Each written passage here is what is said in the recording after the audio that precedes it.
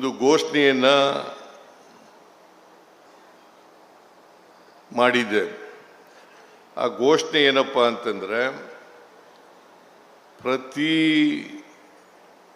ಜಿಲ್ಲೆನಲ್ಲಿ ಒಂದು ಮೆಡಿಕಲ್ ಕಾಲೇಜನ್ನು ಮಾಡಬೇಕು, ಪ್ರತಿ ಜಿಲ್ಲೆನಲ್ಲಿ ಒಂದು ಮೆಡಿಕಲ್ ಕಾಲೇಜನ್ನು ಮಾಡಬೇಕು ಅಂತಕ್ಕಂಥ ಘೋಷಣೆಯನ್ನು ಮಾಡಿದ್ದೆ.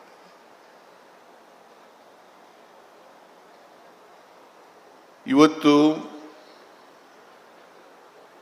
ಕರ್ನಾಟಕದಲ್ಲಿ ಸುಮಾರು 71 ಮೆಡಿಕಲ್ ಕಾಲೇಜುಗಳಿದ್ದಾವೆ. ಆ 71 ಮೆಡಿಕಲ್ ಕಾಲೇಜುಗಳಲ್ಲಿ 22 ಸರ್ಕಾರಿ ಮೆಡಿಕಲ್ ಕಾಲೇಜುಗಳಿದ್ದಾವೆ ಅಂತಕ್ಕಂಥ ಮಾತುಗಳನ್ನು ಹೇಳಲಿಕ್ಕೆ ಬಯಸ್ತಾ ಇದ್ದೇನೆ. ಇನ್ನು ಉಳಿದ ಜಿಲ್ಲೆಗಳಲ್ಲೂ ಕೂಡ